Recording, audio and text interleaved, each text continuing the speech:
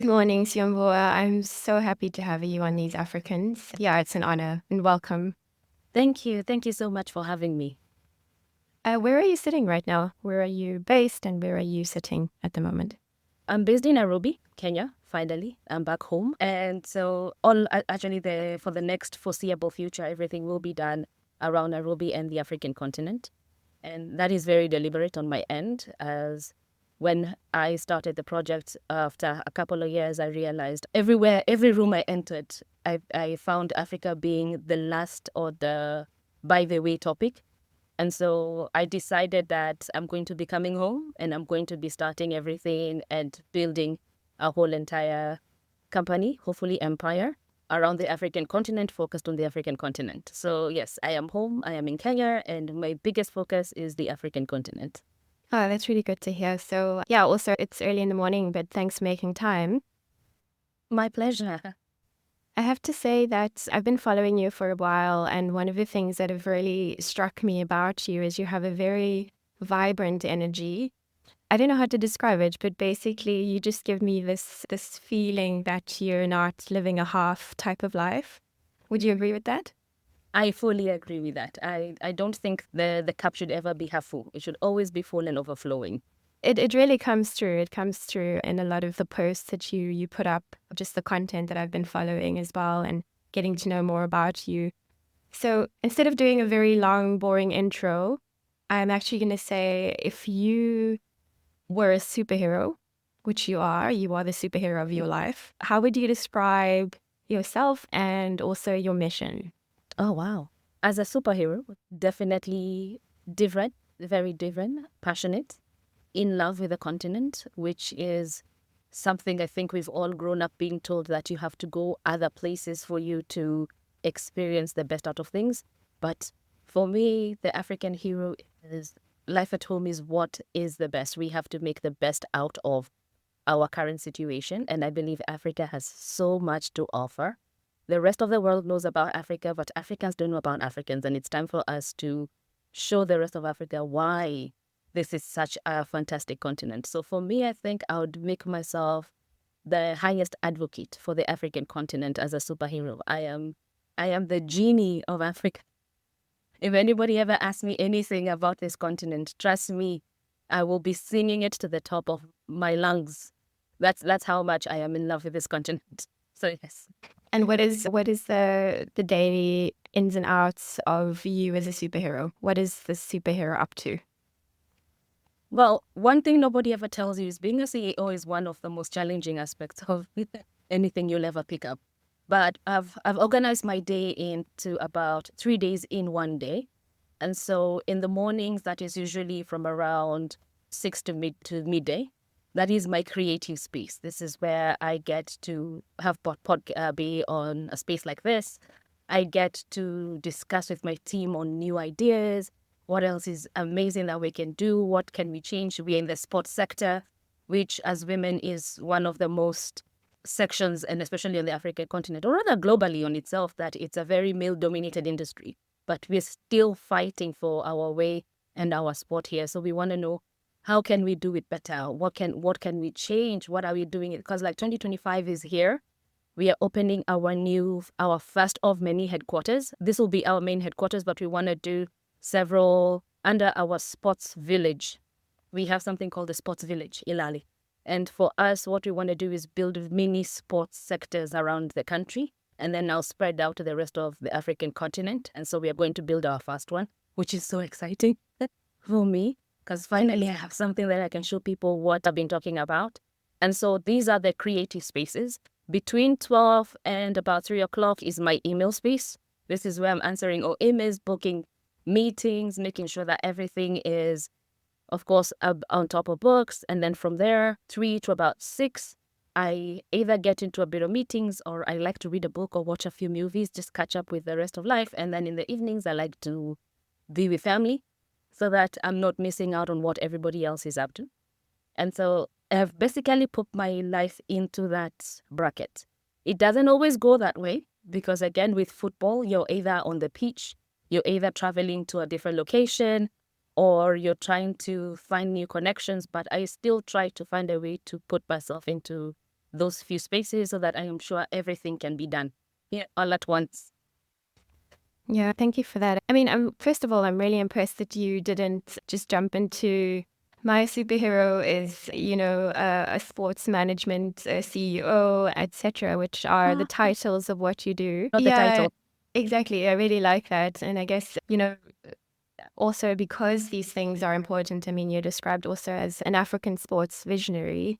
You are the CEO of Skeiya, which is a sports management company, and Yes. you focus mainly on football, I think rugby Football, and rugby, we're introducing American football, and also we're going to be going into basketball, which has been one of our biggest push, and esport as well. yeah, okay. What is esport?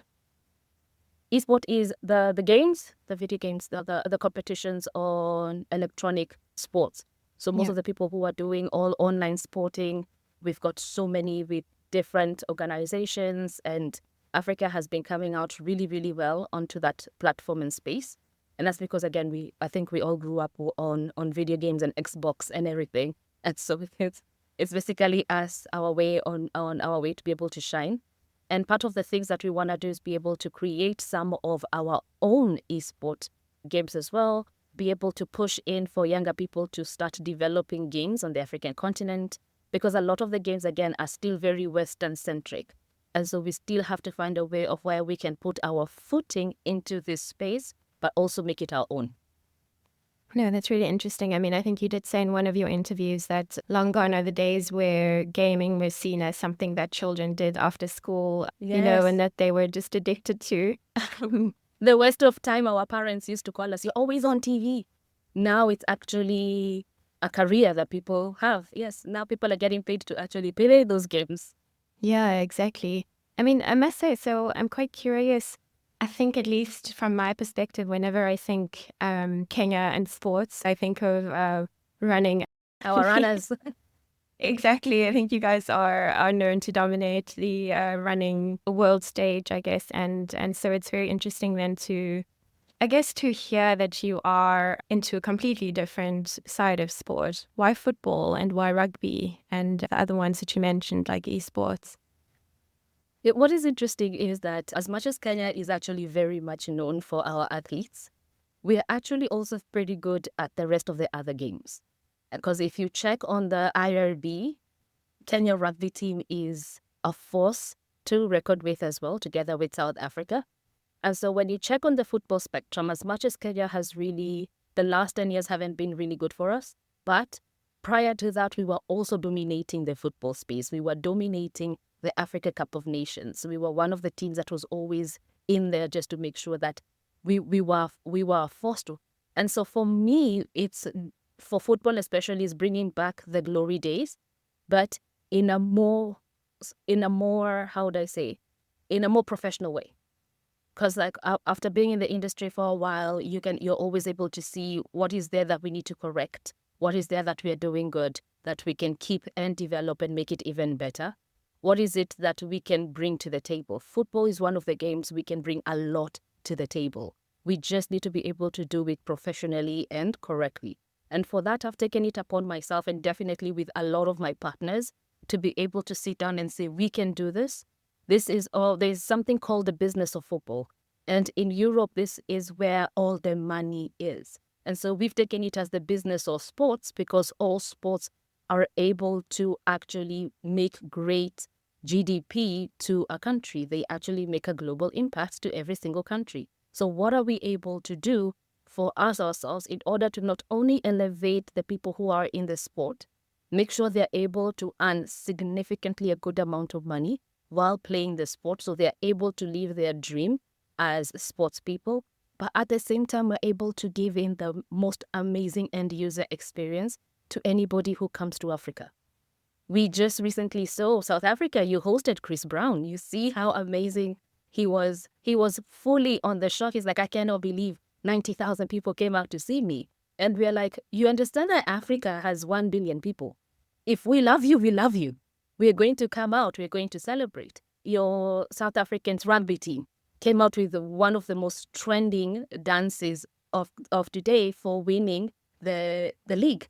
And everyone is like, that is interesting. You guys actually have dances? And I'm like, if you actually watched World Cup, every single team that went to World Cup had a dance. But even the latest team, we have a dance.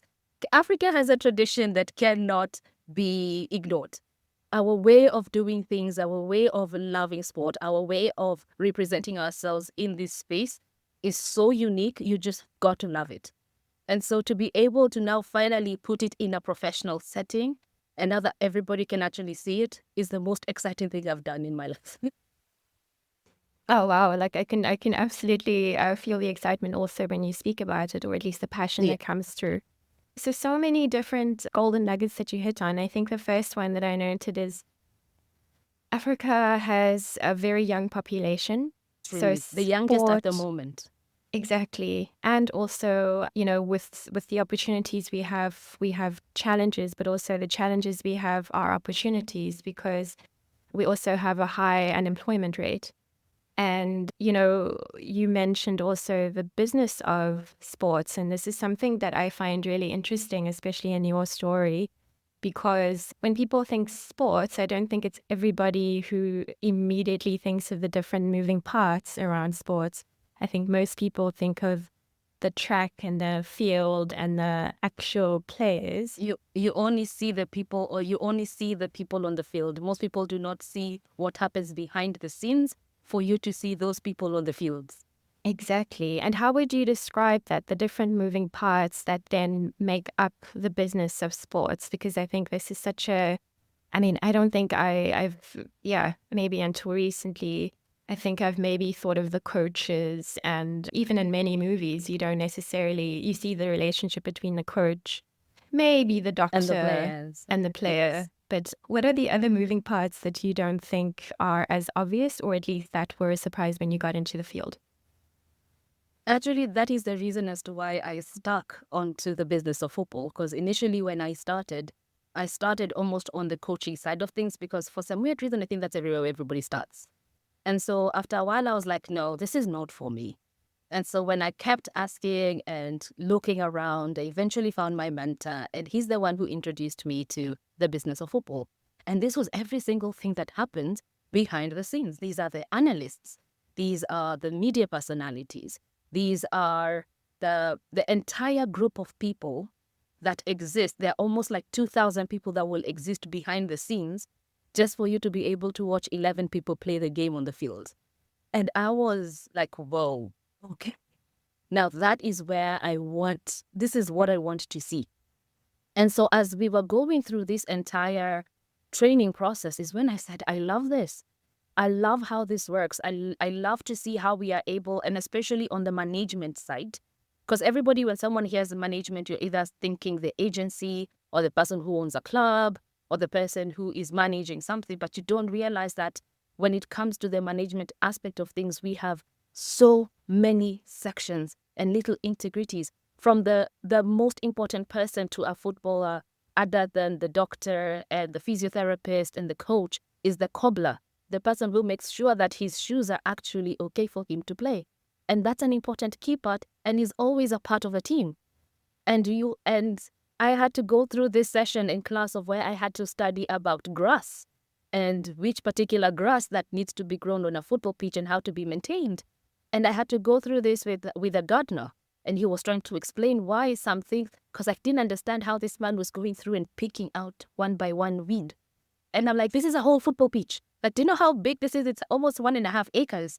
And it's like, yes, for you to be able to keep it this green, you have the watering side, you've got to, and I was like, that's a whole career of a person just to maintain the consistency of a football pitch to make sure that it's able to be played on a full-time basis. If you look at other important people, we have the people who wash the jerseys and the cleaners for teams. But it's the most important aspect of another team. You can't do without these people, and it's a whole career path for someone to take. And so I sat down and we were thinking, and I'm like, do you know, like, I'm looking at different teams that can go up to 2,000, 4,000 employees. And like 4,000 employees on any country is a huge impact, especially in an African country, you know? And you're like, one team can have 4,000 people fully employed full-time throughout the year. You're making business, they're making money, and the system is working. And now you'll have 2 or 3 teams offering almost the same services. That is a lot. And we have a lot of people who also have legacy programs of where once your father retires, you take over his position. So you have a family that has worked on the grass sector of the pitch for the last 4 or 5 generations in maintaining a football pitch and making sure that it's fine. And that is the business side of football, where you're able to actually offer and open all these employment opportunities for people, so that people are coming and you're like, we have employed so many people that we can no longer afford to have this sport for. But the media people are one of our biggest, and especially in the business of any sport, media rights is one of the biggest money that comes into any club. But you come and realize a lot of the African countries, probably media rights are owned by the federation. And that's because a lot of the private sector hasn't come into it to be able to develop the sport. Kenya football media rights are owned by the federation, but that's because they own our Premier League. But what happens when the private sector forms their own Premier League? Then they end up owning their media rights. So they're able to control the amount of money that is coming in, the amount of money paying the players, amount of money paying the staff, amount of money that goes into more of development. And now with a young population, tech has taken Africa by storm. And these are all people coming in with new tech ideas in order for us to implement into our systems to make it better. When you're in forums, when people are talking about creating new ways for us to watch football games, from players wearing small cameras on their hair so you're able to see a one-on-one, to people who are coming to the field to be able to experience almost a 3D effect type of watching the game. You're like, there's so much that we can put into this field, and as a continent, that it can blow up even more than what we have in the West and in the rest. Because the thing is, we're young, we are innovative, we are fast in implementations. We just need to be able to put it all together so that it makes sense. Wow, thank you for that. I think that's really helpful, and also just such a comprehensive way to understand how things are set up. Because I have to be honest, I think with football, for me, I'm one of those people who know when the World Cup is. And I basically join for the social aspect of it, and I support people who are big fans of football. But to be honest, I don't necessarily sit there thinking, oh, wow, what actually goes into putting this match together? And this is absolutely so educational, but also so fascinating, because as you said, that the intersection of football with all these other industries, or at least with sports and these other industries, means that the limits are not really there, right? Like, it's actually exciting to see what comes up. In fact, we always say, there's one thing we always say is every single career that currently exists has a space in sports. That's really great. I really, really, really like that. It's also exciting because it's, it's like, well, the possibilities of what companies like yourself can do as well, especially because it's no longer this, I think in my mind, or at least in a lot of the movies, the coaches that we've seen, or the people who we've seen at the helm of sports outside of the players, have almost always been, say, I don't know, like mid-age white men. Yes, that's true.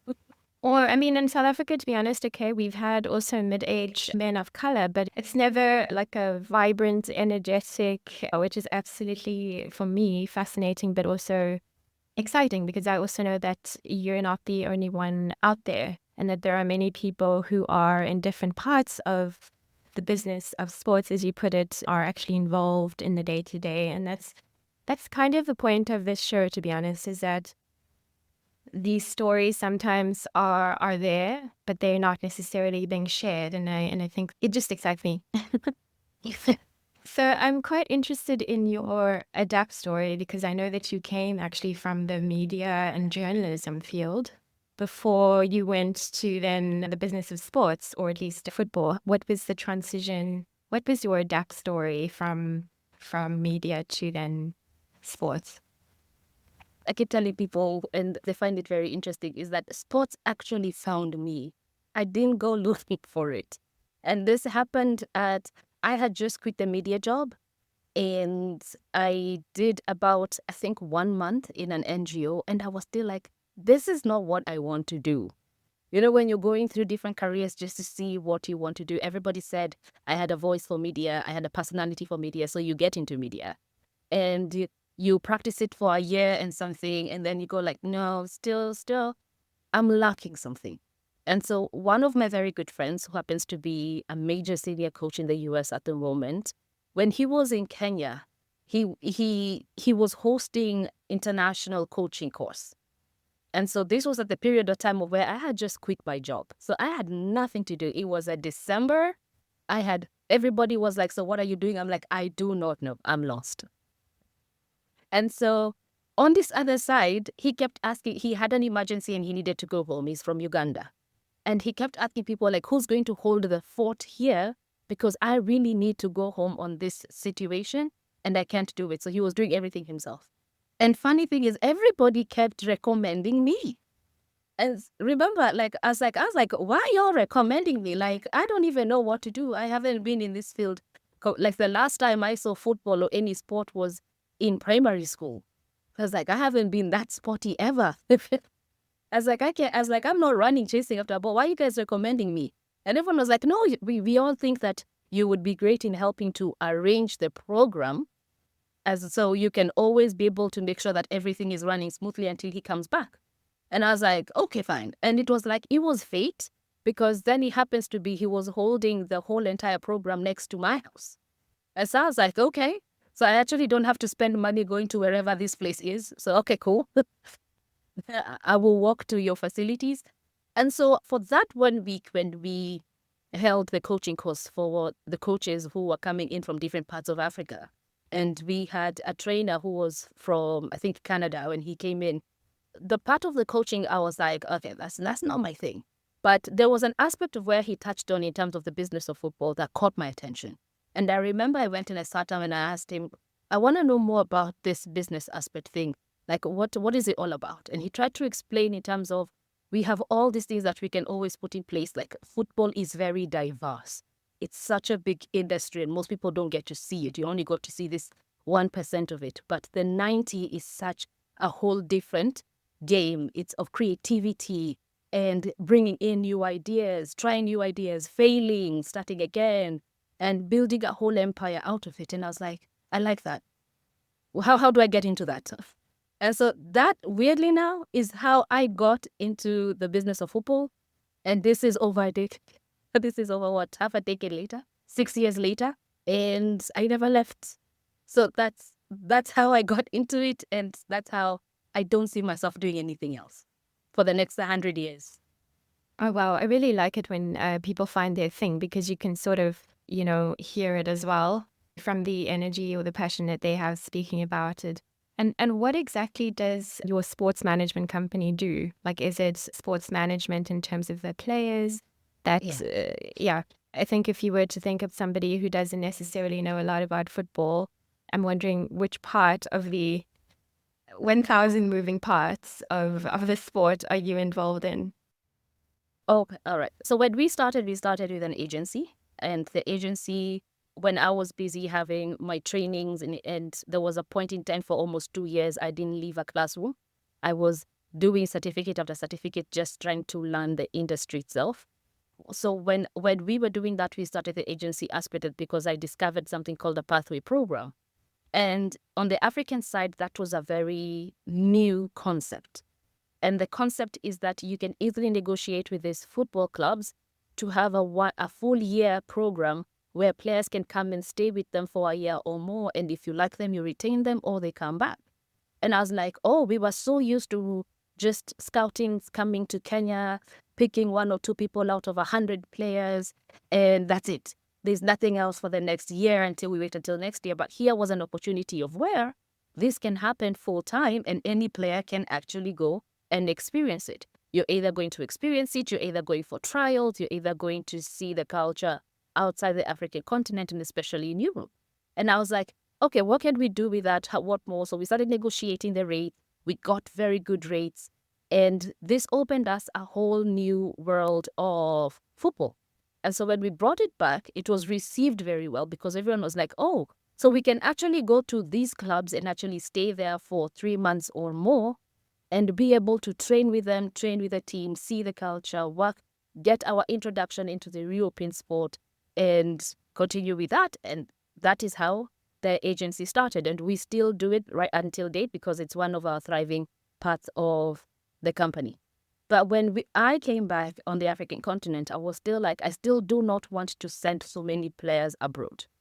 I still want to be able to have a way where we can retain all our players, be able to earn well, because at the end of the day, I still don't like how much they get paid outside, but we also understand they're also getting the foreign treatment aspect of things. And so I was like, there's a way we can actually do it at home.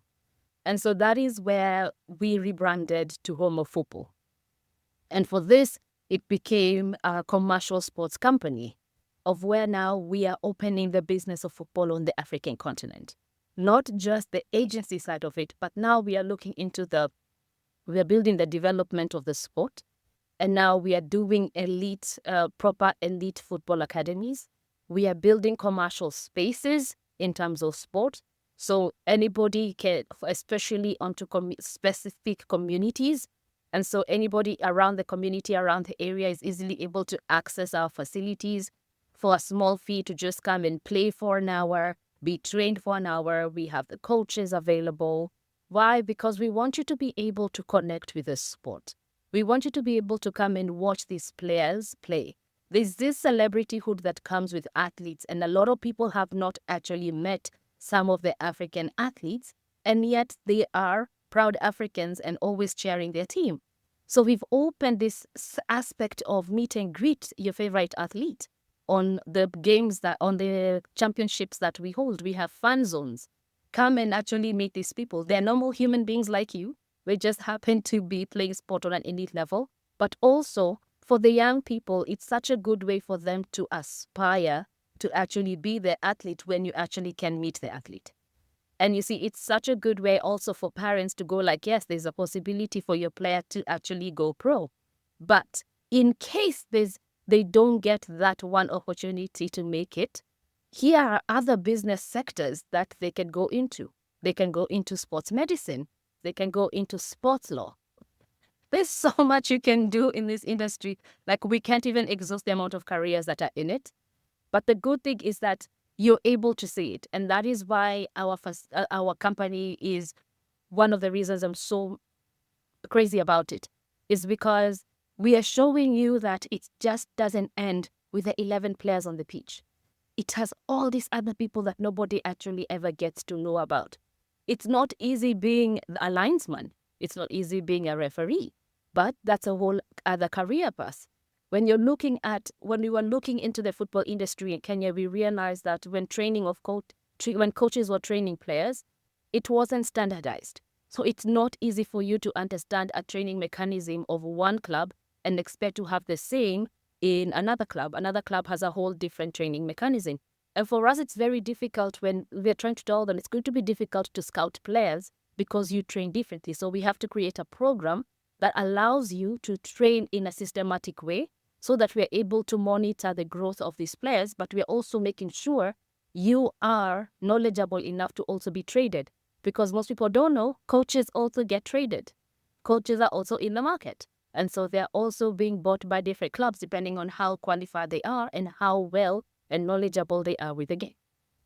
But we also came to come and realize, like, we need to make it Africa-centric. We have this vibrant community of every single country has just something interesting to offer. I travel around Africa and I always say, I don't think I can get enough.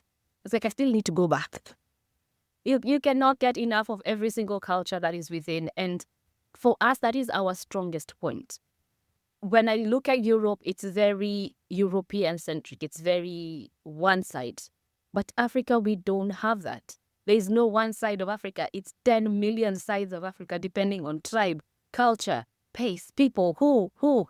And you see, because of that, that makes the sport industry even more interesting. It means even when people are coming in, you're not just coming in to watch the game.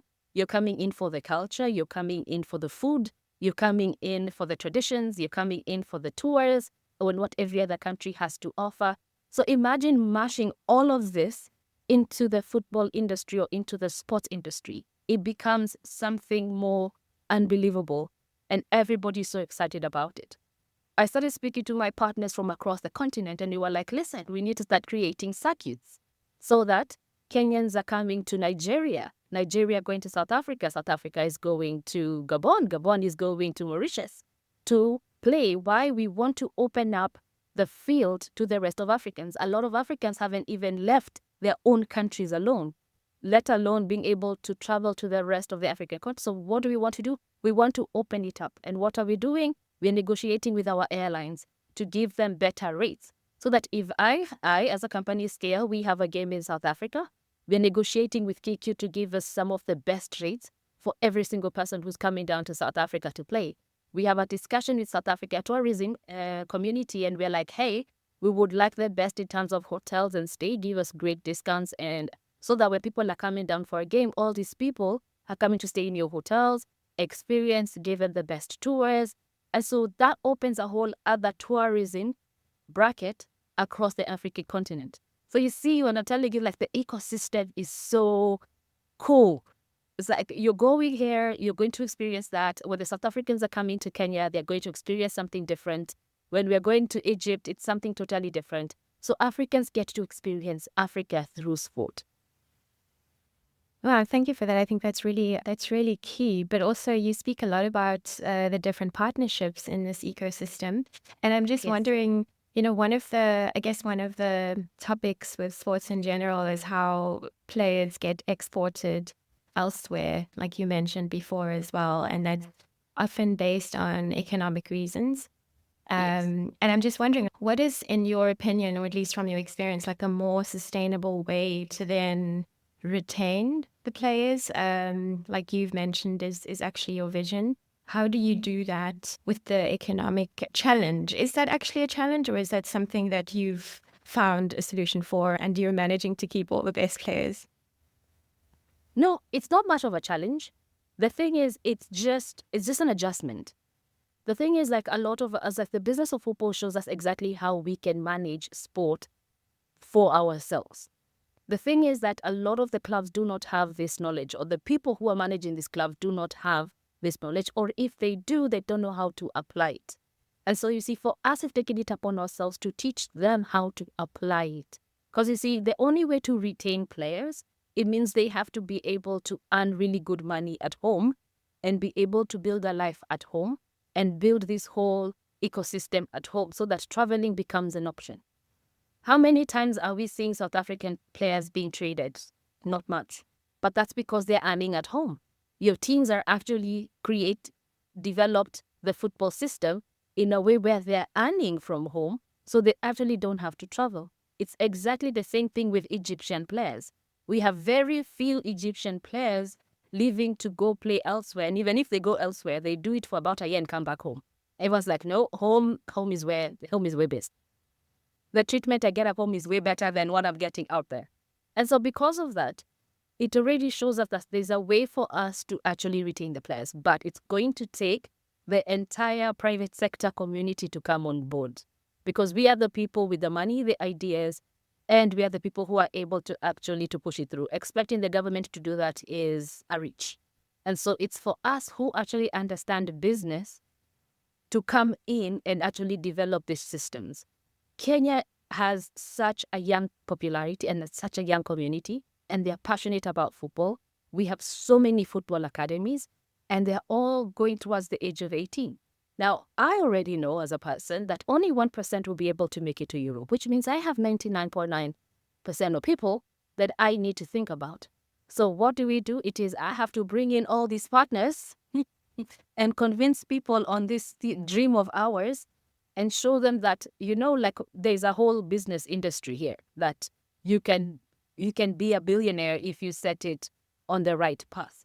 But what we have to do is we have to put in the foundation right, build in the structures right, put in the right type of funding and foundation, and we will be able to get to where we need to get. Because the money, it comes into all the structures that have been put in place. which again, for a lot of people is very tedious. It's tiresome. It can get frustrating. But we have technology now. And therefore, a lot of people are within reach. Prior, when I started, it wasn't that easy to be able to just have a conversation with the CEO or have a conversation with the federation head. But now through LinkedIn, all I have to do is send them a DM. And I'm like, hey, hi, how are you? How are you doing? Do you have a quick meeting? Do you have time? Can we go on a quick call? And in the next minute, I've spoken to different people. And that is how I've gotten in touch with the president of Rugby Africa. That's how I've gotten in touch with the president of Basketball Africa. That's how I've gotten in touch with the American football, the people who are running American football on the continent. A quick, simple DM on LinkedIn. Everybody checks your profile. They respond. And they're like, what can we do? Yesterday, the better part of yesterday was me introducing myself to the Gambian Federation because we would like to do a couple of things on the Gambian side.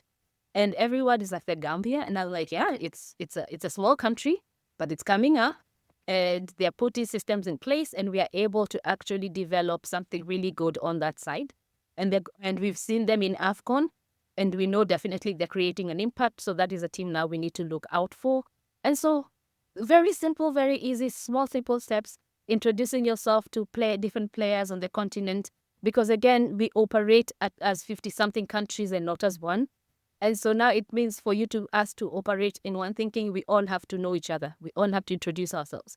We all have to know who's where, what do we need, what can we arrange. You have to keep up with just having a quick conversation. Hey, how is this going? What are the ideas do you have in place? What do you need us to put in place?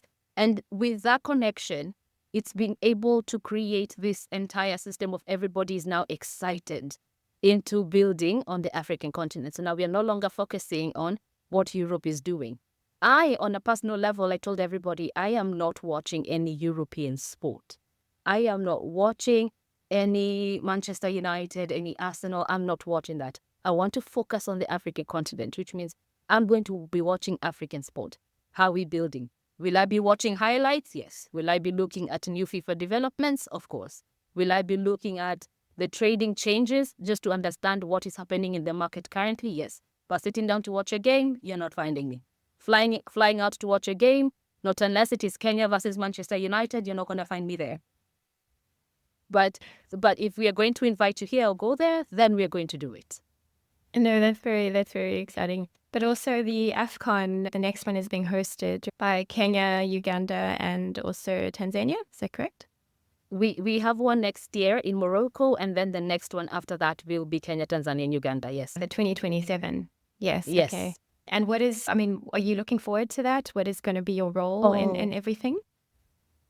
My excitement is unbelievable. And I'm just hoping that we are able to because you see, the whole idea is that for a very long time, we've wanted people to come and experience East Africa. Everybody knows East Africa. Everybody knows Kenya, Tanzania, Uganda.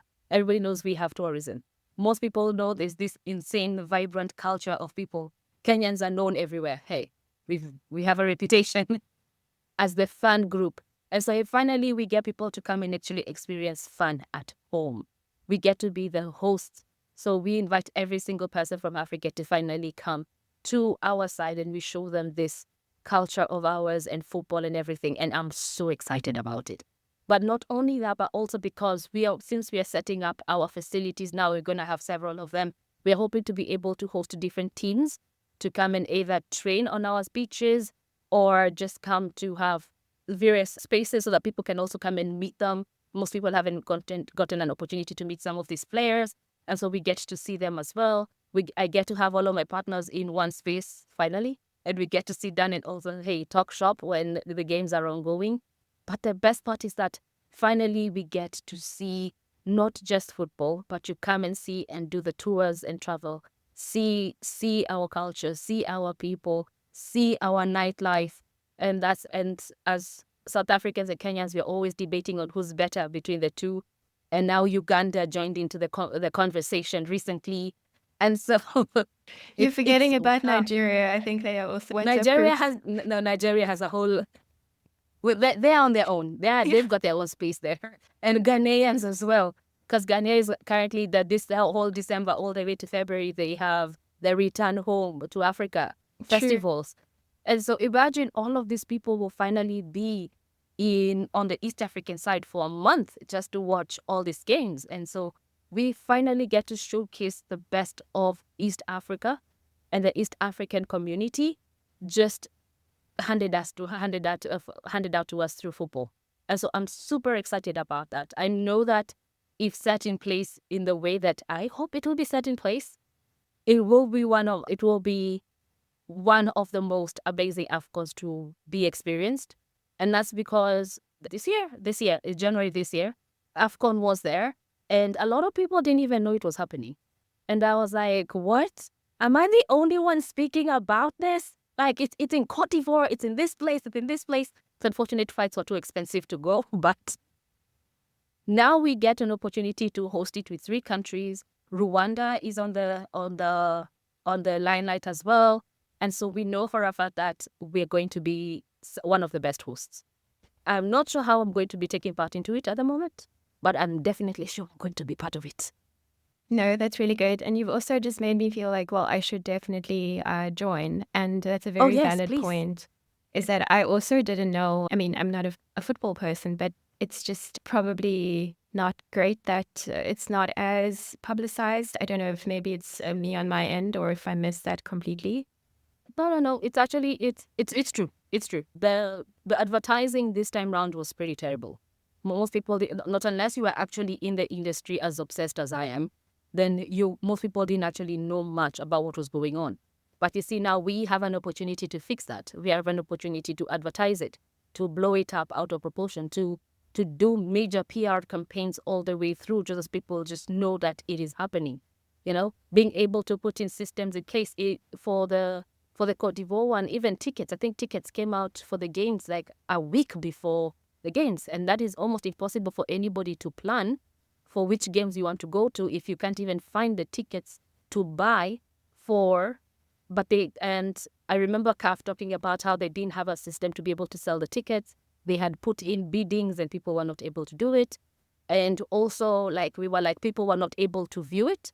A lot of people were not able to watch it. So some of us were actually watching it through a Chinese channel, which again, very annoyed, because all African channels should have been able to showcase AFCON no matter what corner of the planet you were in.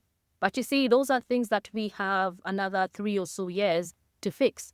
Who's going to show all the games? Who has the media rights? Who is going to be, because you see, if CAF keeps selling our media rights to Qatar, then we're going to have a problem because people are being told to buy rights from Qatar to watch the games. Why? It's an African game. It should be on the continent. If it's not DSTV, it should be the local channels that get the free rights that are able to showcase these games. Being that it is in Kenya, and I think everybody knows how incredible we are online, I have a feeling that we are going to be making sure almost everybody is able to watch the games no matter what section of the channel or country they are in. But also at the same time, these are little nitty-gritty things that need to be fixed. And hopefully with the teams that are trying to work on it, they're able to see those little problems and fix them way in advance.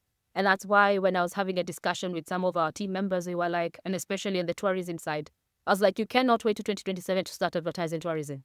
You need to start now. Let everybody know about sports tourism now. Start introducing packages for sports tourism at the moment. Then that way, by the time of 2027, we've already built a full momentum, a full scheme. We've learned from our mistakes. We've learned from what we need to correct. And now we are perfect for millions of people to come through. Same way with media. We need to start seeing how well we can feature our games right now and start asking millions of people to start tuning in so that we see if our bandwidth can hold, or do we need to expand it so that it doesn't disappear in the middle of games. So you see, these little things that we have to start putting in practice now in preparation of 2027. Yeah, no, that makes a lot of sense. And I think a lot of these challenges are definitely not new. I mean, I think in one of your interviews, you mentioned how when you joined the sector, you realized that there was one sports doctor in Kenya. Yes. And what I really do like about a lot of what you are saying is actually not just these are the problems. You often point to what the solutions are. And I think that's absolutely vital, especially right now, where people are just sort of like, okay, where to from here? We know the issues, we know the problems. What's the next step? And I find that really refreshing.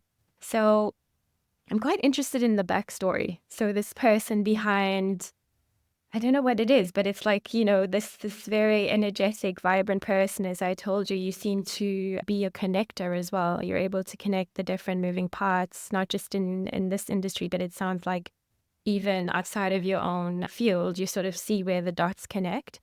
What would you say is behind that? Or at least like what was life like growing up for you? What is the, like sometimes you reflect and you think, what are the things that have gotten me here? Maybe I didn't see it at the time, but when you start looking at the picture, you're like, there's a rhythm to my life, or a flow, or a golden thread. What is it for you? Well, even as a child, I've always been a connector. I've been that person who goes into a room and just speaks to people. I just want to know, like, who are you? What are you up to? There's a curiosity in me in seeing what things are, how things. I love moving parts. There's just something about understanding moving parts. Like when I was young, I remember my dad used to complain because I used to take out the TV just to see what was inside and see if I can refix it and put it back together. And so I think those moving, it's that every moving part has a reason. It has a purpose. And the reason as to why, if something is off, then the whole system will not work. But if you fix that one thing, you'll realize that it was so easy and everything starts working.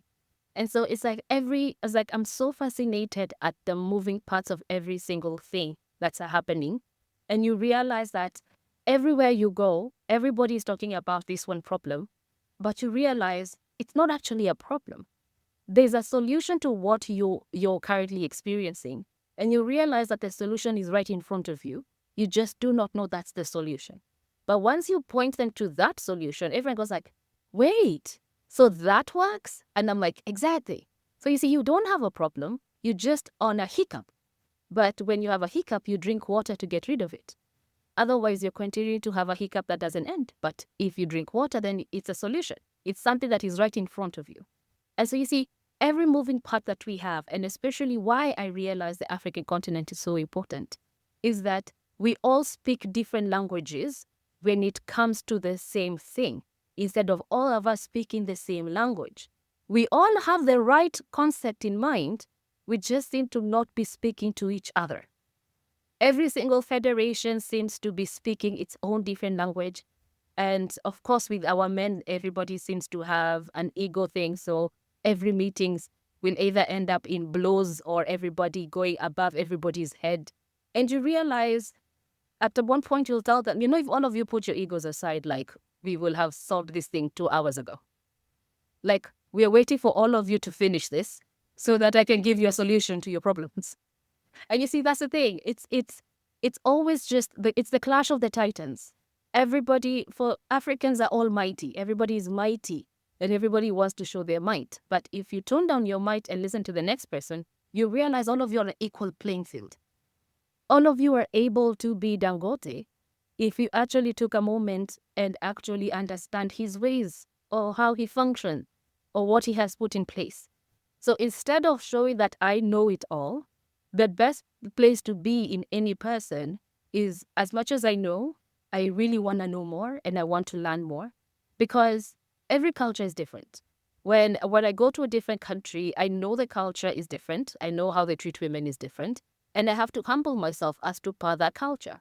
If I walk into the space being like I'm a Kenyan and I know everything, I will never get anything solved. I'll never be partners with anyone. I'll never have a conversation with anybody. And everyone will be like, oh, it's that girl. It's that Kenya girl. So so you see, you've always have to humble yourself to be able to actually understand what people are going through. When you come into the sports sector and you have a discussion with the people, because if any time I'm having any type of program where I have to speak to the sports people, I have to speak to the managers, I have to speak to the federation, I always start with the players. And that's because the players will tell me what they are experiencing. Now, from that experience, I go to the management and I have a conversation with the management. From the management, I will realize where the disconnect is. Why is this and where is this? And you'll probably find it's something so small. And then after that, I go to the federation. And from the federation, I'll understand the disconnect between the federation, the management, and the players. And you'll find that just fixing those little loopholes makes a whole stream flow properly. You just had to remove a stumbling block from a river for the river to continue flowing, well, downhill. And so you find that it's just some of our solutions are very simple. It's just that everybody has too much ego into the industry, so nobody wants to see, no one wants to be called out fault, or nobody wants to be told they're the stumbling block, or nobody wants to be, I know my ways, this is how I was taught in 1960, and I'm not moving from this. And yet we're in the 21st century, so things have to have developed and moved to this level. It's quite an interesting thing when you're in a room with quite of the older generation, because those are people who are stern in their ways. Like they are not moving. They are not developing past where they've reached. And so you have to find a way, because the old information that they have is still gold in order to be able to build a proper foundation. So what they have is amazing, but what we bring to the table is to elevate what they already know. So you cannot cut off the legs of the foundation, but you can build on the foundation. So yes, as much as they're old in their ways were still right and what held the industry together. But now we can bring in our new ways and tech and make your ways more efficient. And you find that they're open to that aspect. It's like, you're not wrong, you're right, but can we develop your right to be something better? Yeah.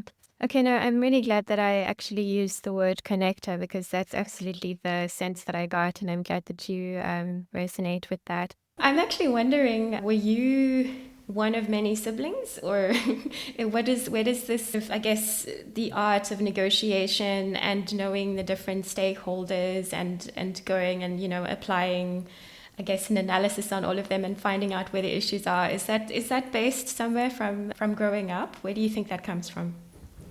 I don't think so. I am one of four, and I'm number two. So a middle child. And everybody knows middle child are the most explorers, and we are the most rule breakers. And so growing up, I was the rule breaker. I was the headache to all my parents and schools and everything. But you see, that also created a really good sense of knowing when I've not always been someone to follow the rules. I've not been someone who likes a 9-to-5 job. Enough times I was in a 9-to-5 and I quit within a month because it's the same routine over and over again. And so I've always been a person who loves the aspect of, I don't want my day to be the same. If my day is the same, day 1, day 2, day 3, I'm done. It's out. It's like my creativeness is something that requires to be challenged every day, and I know that. And that for me means that I always have to go and explore. And so that is how I've become really, really good at connecting with people, because I love that concept of exploring. I'm the person who will, without any workout, tomorrow will wake up and someone says, let's go hiking, and I'll go hiking. I will complain all the way up to the mountain, but I will hike because the mountain cannot beat me. And I will come home and I will cry for days, like my legs can't move, but I went hiking. I did it. and so and so that's the person that I am. I will wake up, and it's like I randomly woke up, and within a period of 2 days we went to go look for gorillas in Uganda. And it was not something that was actually planned. It was like, oh, that sounds interesting. Yeah, let's do that. And so that's the kind of person I am. I like seeing what the world has to offer, but mostly I love seeing what Africa has to offer, because I'm so fascinated.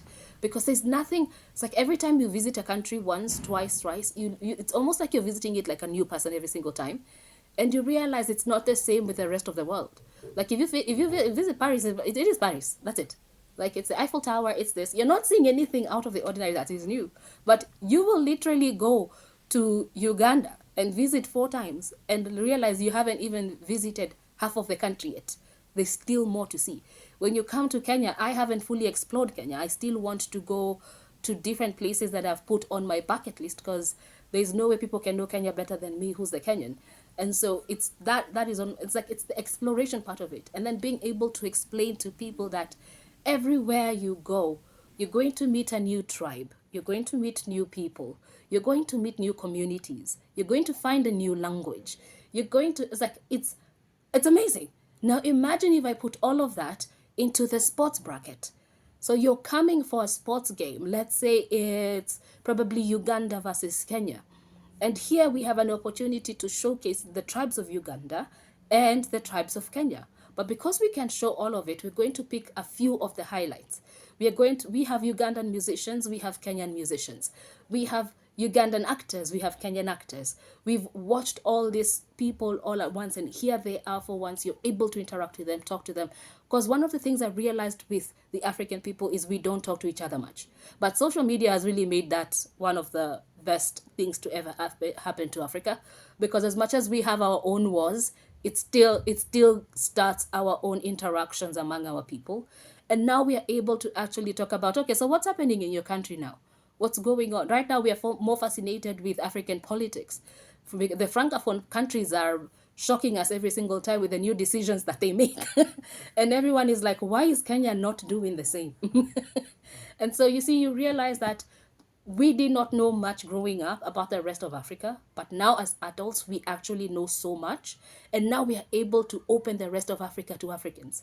And so Africans to realize, because I think everybody has had the narrative of the land of milk and honey when they're talking about going to the US, without realizing US barely has milk or honey. But the whole entire continent has milk and honey. So how is that possible? How are you leaving the continent where we actually have milk and honey to a continent that barely has milk and honey? And somehow we were sold this story. But you realize that Africa needs a lot of PR. Recently, we had a popular photographer come to Kenya, and he was staying in some of our luxury resorts and doing some of our luxury trips. But for some weird reason, when he took photos of the Kenyan people, he took what for us we call the United Nations fly, which is a small boy with a fly on the face. And so everybody Yes. went after him. And I remember I kept asking, is there a place where you guys go buy this fly that is so obedient to be on a child's face and just waits for you to take photos? Because how long did it have to take for you to wait and do a photograph of a child with a fly? And you are in Kenya. We saw you in our luxury resorts. We saw you in all our luxury tours. You were in the Masai Mara. You were in the Serengeti. The animals got better photography than the Kenyan children. How is that possible? And then you realize it's the narrative. The narrative that is in the West is different about the African people. When I have a really good friend of mine on TikTok who's always been asked, do you have Wi-Fi in Africa? And I'm like, she's on TikTok. How do you think she's uploading these videos? But also Kenya has one of the best internet connections. Yes, but you see, that's because we've demanded for it. And when one of our major providers decided to play games with us, we went straight to Elon Musk and said, hey, we need this. Do it half the cost and everybody will buy it. Now they are coming back to give us better rates. And so Kenyans are very aggressive in what we want. And so for us, I think that is what has made us quite dominant on the African space. No, that's really lovely. You know what? Like everything that you've said, if we were in person, I would just high five you for every sentence you gave. If I were to go on a tour, I think I would go on a tour with you, actually. I think you would be just a really vibrant, funny... Yeah, if I come back for the milk and honey, I'm definitely giving you a call. Yes, come back so that at least we take you to where you can milk the cow and go to the next person and be able to actually get the pure honey. It's like, there's no way we have milk and honey and you're telling me to go to a place with no milk and honey and artificial honey and tell me that's the land of milk and honey. That doesn't make sense to me. No, absolutely. What is your favorite thing? It can be anything about being Kenyan, and then your favorite thing about being African. I guess because that's the thing with, I think that's the blessing and the curse of Africa, is that we're so diverse. And so it's also very difficult to say, well, what is African? But at the same time, we have our individual makeup as different cultures and tribes that make up a bigger culture and tribe. So I'm just wondering, if you were an alien and you just did not know, which actually shockingly, some people maybe do have this very alien perspective of Africa and what Africans are like. What would you say is that one thing about Kenya and that one thing about Africa as a whole that you feel are your connectors, or yeah, they light up your face, whatever it may be? All right, so the one thing that I think everybody knows about Kenyans is, one, we have the Kenyan band. And this Kenyan band is our symbolizer no matter where you are. The one thing that I've loved the most, and especially my travels, you may be at the airport, you do not know anybody, and someone will come and say hi to you. And you look at them and you're like, hi. And they show you their band and you're like, oh, so you're my people. Okay, now you're my friend. Okay, let's continue. It has happened to me on a flight where I did not know anybody. And the next person sat to me and said, hey, you're Kenyan. And I'm like, how do you know? You have a badge. I have the band. That's so interesting because normally, so I've seen people with the band like even here, and I guess I always think, oh, I guess they spend some time in Kenya, but I was not aware that Kenyan people also. That's on purpose. Like everywhere I go, I carry about 10 to 15 of the Kenyan bands, and to every new friend I get, I give them the band. So it's like it's a Kenyan tag. We will tag you. Wow, so it's not a tourism thing. It's just like a local thing where a lot of people have that. Yes. Wow. No, that's our normal thing. That's like our normal vibe. It's like most people everywhere, and it's become such a thing because like if I go to a new place, the first thing people will ask me. I remember when I was in Indaba, and I went to one of the stands, and everyone was like, "First of all, you're Kenyan. Where's your tea?" And I was like, "Oh wait, I didn't realize I was supposed to carry tea." And I was like, "Okay, so where's your band?" I'm like, "Okay, I have about 5 bands. You can have one." And so it's like it's everywhere we go. I was in India, I gave out bands. I was in Uganda, we gave out bands. Although now Ugandans also have their own bands. So what we do is we do a half and half. So if I'm going to Tanzania, I'll have the band done half Tanzania and half Kenyan. Because again, we still have to have the Kenyan vibe in us. When I had the Egypt tour, I gave some of my Egypt friends the bands as well. And so everybody walks around and they're like, I think everybody saw it during, it was World Cup. No, where we have all the races together. Oh, Olympics. Olympics. And everybody kept asking, why do we have almost every single athlete with the Kenyan band? What is going on? Like you're seeing the runners in sprinter chase have the Kenyan band, but they're American. Now that Everyone's you like, are "Why did I saying jump?" it, my brain is like, wait a minute, let me pull up the footage. Everybody had the African band, yes, and the Kenyan band. And we were like, yes, because all our athletes had to carry the Kenyan bands. And because part of the Olympics is you share something from your country. And because for us Kenyans, we always share our African band, our athletes carried the bands into the thousands. So when they were sharing it with other athletes, everybody had a band to wear. And you see, it doesn't come off. It's like you can remove it, but usually because it looks so cool, no one wants to remove it. So it's part of your daily life. So it's a beaded band of the flag. Yes, of the Wow. Kenyan flag. That's so interesting. So basically, your family and your friends also generally will have that. Everyone. Wow, this is so interesting. I've never. My brain is. I can't even tell you how it started. We just know everybody because like we have a Maasai market, which is like we started with the Maasai women who do beadwork, and then they started doing the Kenyan bands, and everybody loved them. And before long, it became like a tour. Every single new person who was coming to Kenya wants to go to the Maasai market to get the Kenyan band, and everyone was like, but everywhere I go, any country I visit, if there's a Kenyan, they will notice me with the Kenyan bracelet, and for immediately you feel like home. And so from there, it just becomes a thing. And now it became also a thing for the African people because you might meet Nigerians, Ghanaians, you might meet different people, but because of the Kenyan bracelet, they already know you're Kenyan. So they already know you're one of us. So that's where it's such a conversation starter.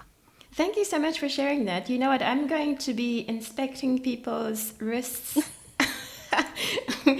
You'll be shocked how many people have it.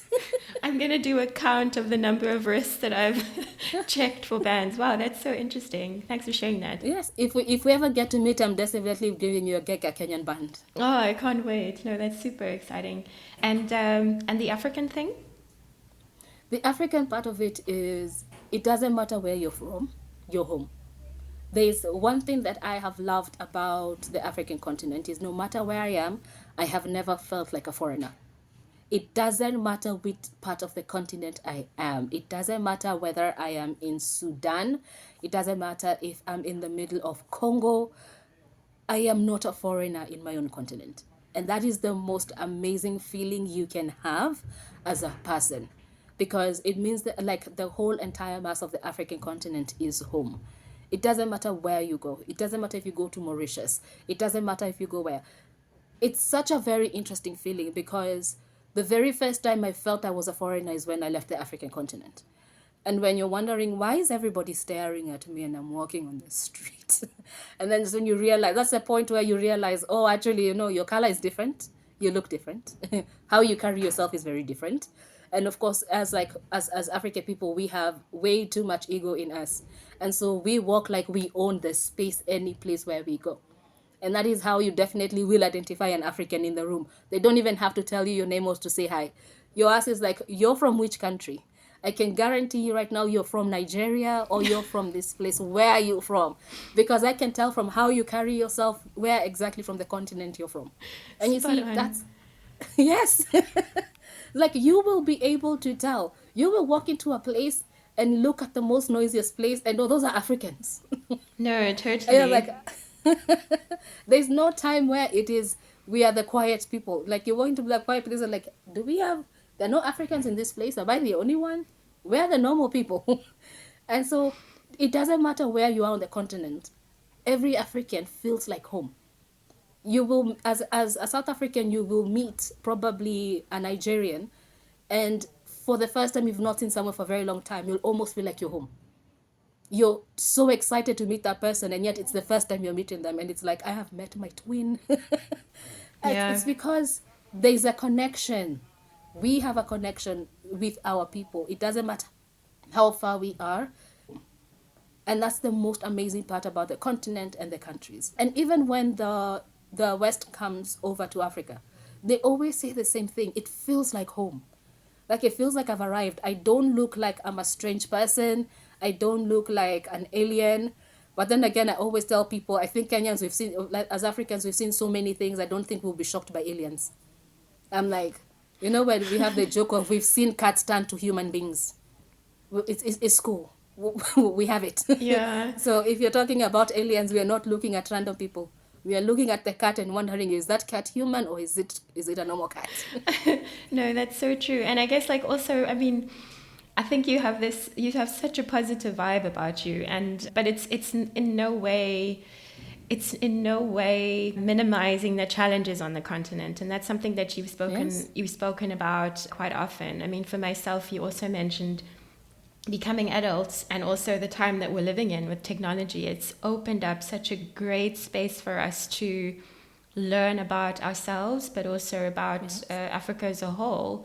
And sometimes I really am a bit upset about the fact that these concepts that I in my education, I was taught more about Europe than I was about my own continent.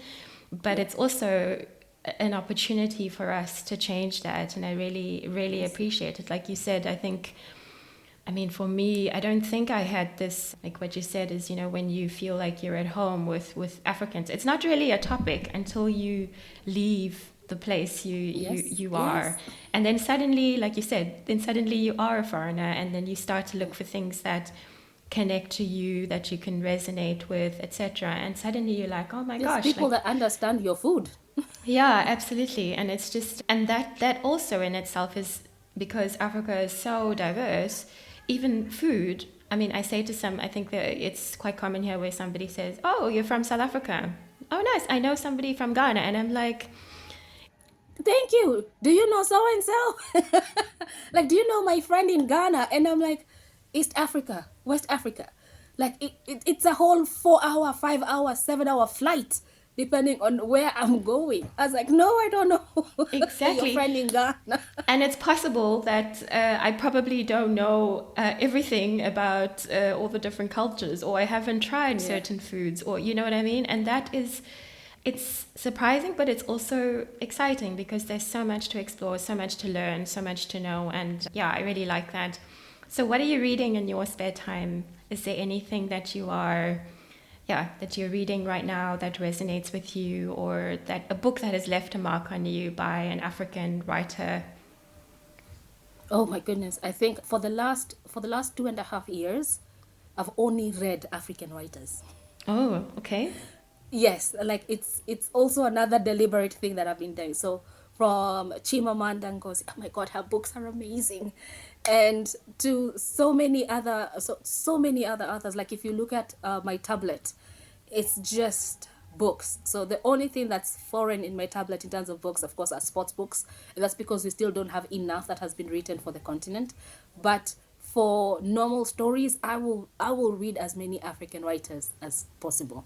And the reason as to why I love those books is because I can resonate with every single character.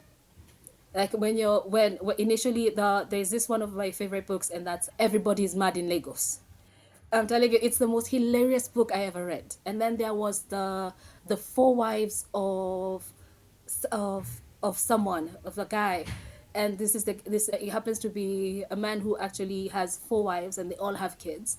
And in at the end, he decides to marry a fifth wife, and the fifth wife cannot get pregnant, and he gets so mad and so angry. And so eventually, when they go to the hospital to check on what is going on, because the fifth wife is more technology savvy, they come and realize that the man is sterile, which means all his first four wives do not have his kids. And so he is on the what do you mean?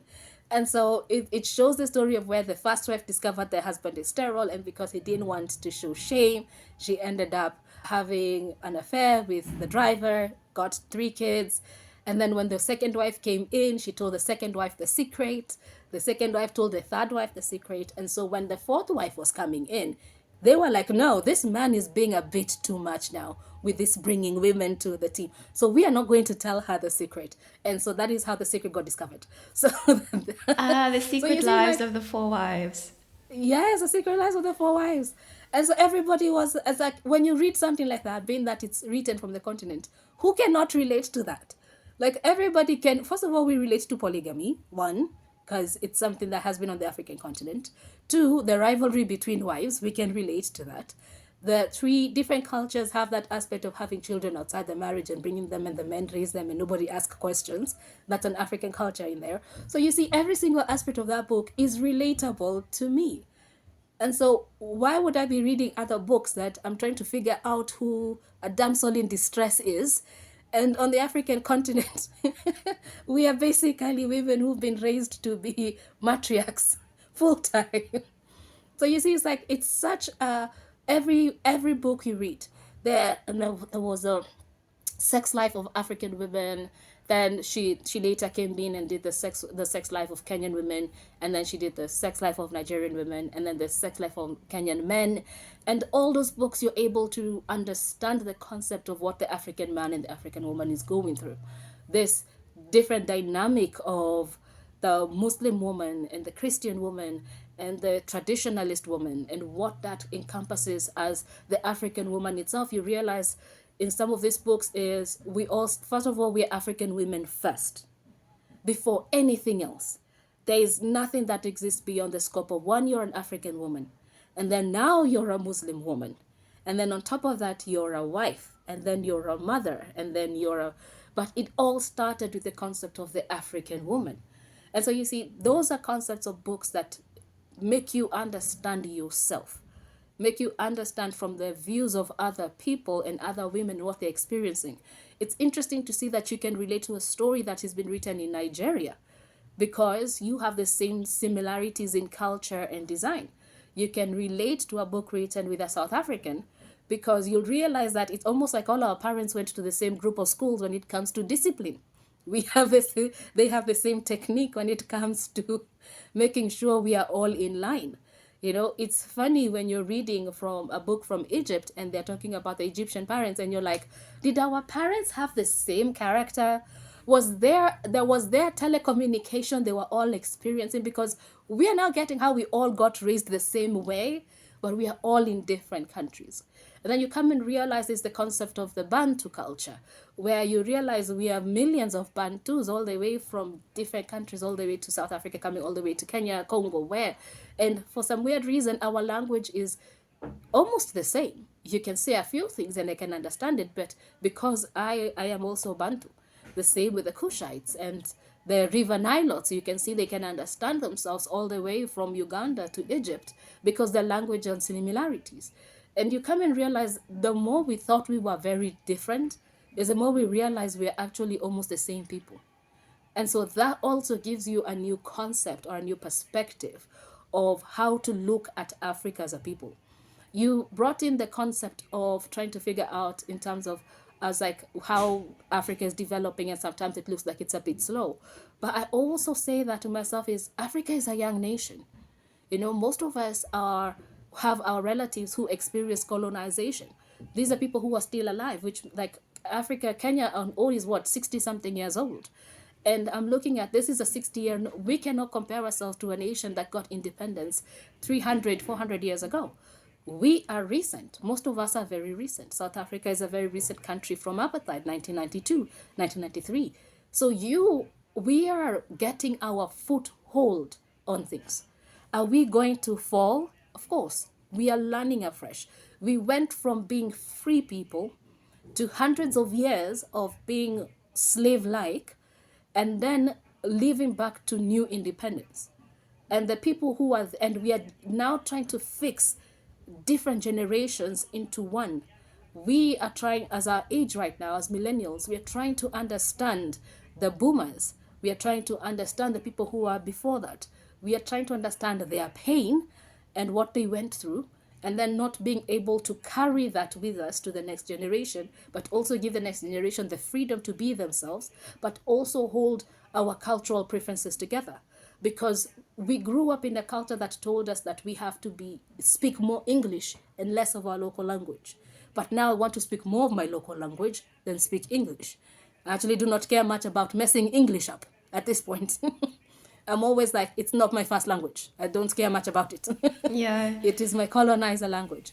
We are going back to loving using our own African names and dropping our English names because those were names that were forced on us. I do not care much about my English name, but my African name has to be the one that stands out at everything when you're introducing me. So you see, we are young, we are learning, we are going to fall, we are going to rise. But the good thing is we have this entire time to be and create our lives to better the next generation. We have our Gen Zs in Kenya who have been popular almost everywhere. And this has become a group of people who decided that everything that happens, they're going to translate it into their local language. They are now embracing local language more than even our parents. Because our parents were taught that we had to speak like this to be eloquent. We came in as millennials and be like, they don't have translators. It's like there are places I go and deliberately speak Swahili and be like, find a translator. But No, absolutely. I mean, why not? I mean, in Germany, it's the same. So that makes a lot of sense. But I think you hit a very big nail on the head about Africa being a very young continent, you know, and countries within the continent, which are also some even younger. I mean, I'm actually reading a book at the moment called Africa is Not a Country. I highly recommend it. And I read recently a chapter where he says basically that if you compare the founding fathers of the US, if one of the founding fathers were to walk in, it would be like, you know, civilizations apart from the current life. But if you look at Africa, we are living with the founding fathers of of the continent in many of the countries still. Some of them are still alive. Like some of them are still presidents. We have countries like Uganda who have only had one or two presidents. You know, you're looking at the US talking about Trump being the number one president, 70 something, and then you're comparing it to Kenya, like country where we're on president number 4. It's like, sir, we are on two different worlds at the moment. Yeah. So our democracy is going to be different. And also I think that is why our governorship has to be very different as well. Because we cannot govern our nations the way the West governs its nation. We have to centralize our Africanness first. And that means that we have to actually redefine what we mean by democracy to our people. and not define democracy as per what the West defines. Because those are two different cultures, those are two different traditions, those are two different things that are governing each other. Africa has always been a continent that is governed by council of elders. We have different people picked selectively from different tribes and communities put in one place. You speak for your people. Council of Elders has worked for us. When you look at our presidency right now in the hierarchy, we have a problem with that because we are not used to this one person speaking this one language, and we're not understanding why you're speaking more on the West and not speaking about what we want as a people. You have to have someone who is able to be in touch and in tune with every single person on the country, the tribes, the people. Create your own council of elders so that you're able to understand what's happening on the continent to be able to develop it. So you see, even our governorship needs to change. But how is that going to change? It's going to change with our generation going forward. Because we've gotten to see, we always say millennials lived 3 generations in one. We saw the before computers, rise of computers, and now after. We've lived so many generations in our little lives, but we've gotten to experience what it means to be without a phone and to be with a Motorola 3000 and be with a smartphone. And AI. And AI. Yes, we went from going to the middle of the city to that call box to make a phone call to call someone, to being in the house and doing Zoom meetings. You see, we get to be the bridge that the rest of the continent and the younger generation get to build their foundation. We get to now be the founding fathers. Because you see, our founding fathers were people who were coming out of a system of a lot of trauma. And they as much as they shielded so much from them, they came with us. You see, there's one thing that I was having a conversation with one of my African American friends, and I was telling them the reason as to why Africa doesn't understand your concept very well is because the people who experienced this, the slavery that was at the time, the colonization, most of them died with that information. They refused to give us that information because they did not want us to carry that burden.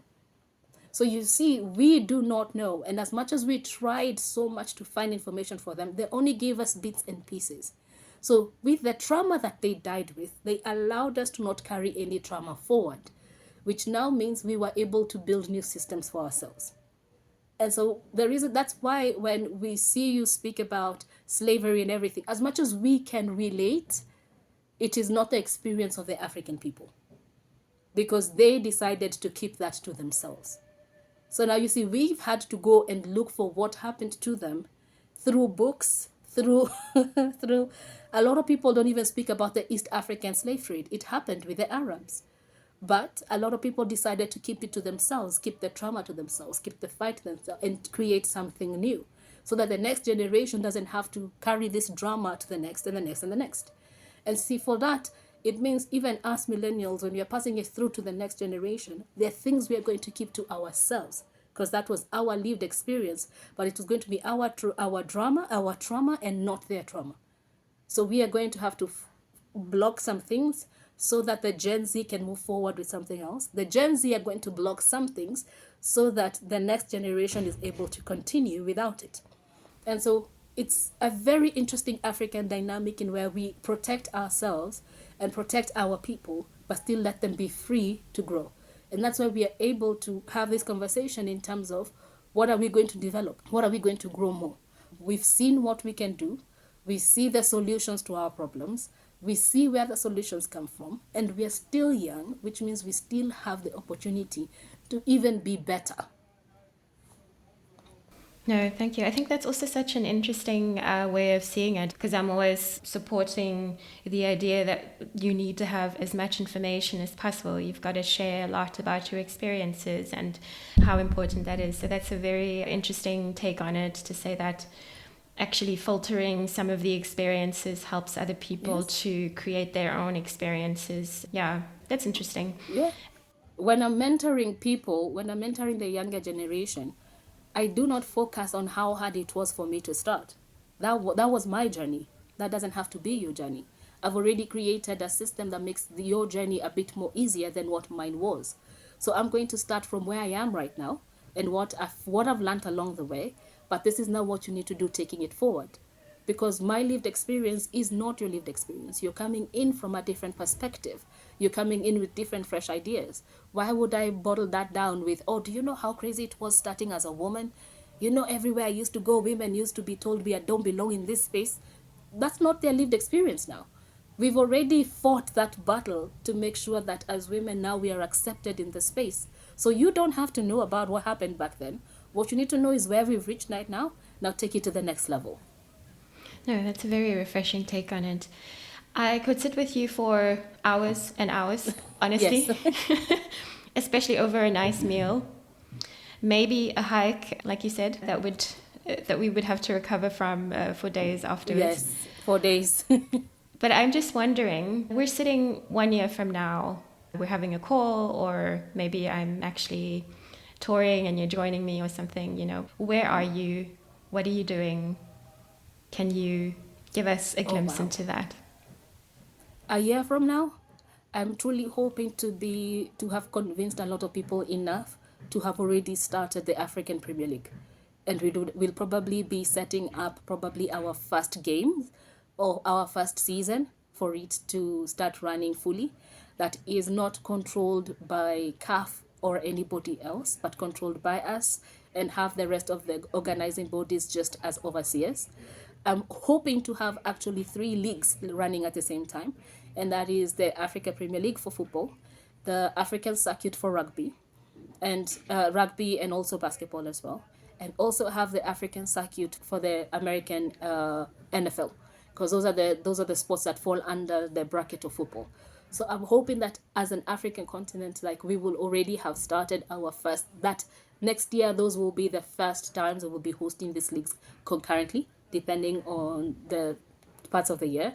But this will be the first time that Africans will be able to fly across the continent to actually watch the teams play. So that is my plan. And so that's where I'm at. And I'm pretty sure I'm going to make it. Yes, may your dreams come true. May it just happen, you know. Yeah, you're really just such a joy to listen to. And also, I've learned so much today. I looked up some stats, of course, about CAF, the Confederation of African Football.